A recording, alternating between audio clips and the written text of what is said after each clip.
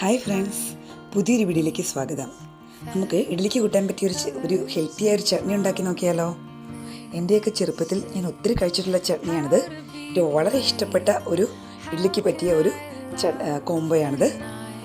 കുട്ടികൾക്കൊക്കെ നമ്മൾ സ്കൂളിൽ ഇഡ്ഡലിയുടെ കൂട്ടത്തിൽ സാമ്പാർ കൊടുത്തു വിടുമ്പോൾ ലീക്കായി എന്നൊരു പരാതി ഉണ്ടാവില്ല ഈ ചട്നി ഉണ്ടെങ്കിൽ. അപ്പോൾ നമുക്ക് നോക്കാം എങ്ങനെയാണ് ചട്നി ഉണ്ടാക്കുന്നതെന്ന്.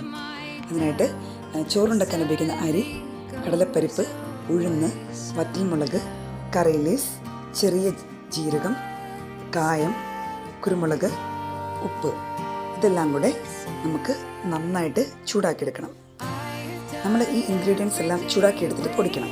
ഈ ഇൻഗ്രീഡിയൻസ് എല്ലാം നമ്മൾ ചൂടാക്കുമ്പോൾ ഓരോ ഇൻഗ്രീഡിയൻസും നമ്മൾ സെപ്പറേറ്റായിട്ട് വേണം ചൂടാക്കിയെടുക്കാനായിട്ട്.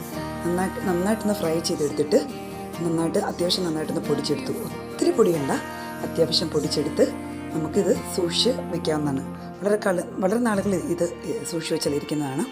നമുക്ക് ആവശ്യമുള്ളപ്പോൾ നല്ല ചൂടുള്ള ഇഡലിയുടെ കൂട്ടത്തിൽ ചെറു ചൂട് എണ്ണയിൽ ഈ ചമ്മന്തിപ്പൊടി ചാലിച്ച് നന്നായിട്ട് കഴിക്കാവുന്നതാണ്. ഈ വീഡിയോ ഇഷ്ടമെങ്കിൽ സബ്സ്ക്രൈബ് ചെയ്യാൻ മറക്കല്ലേ.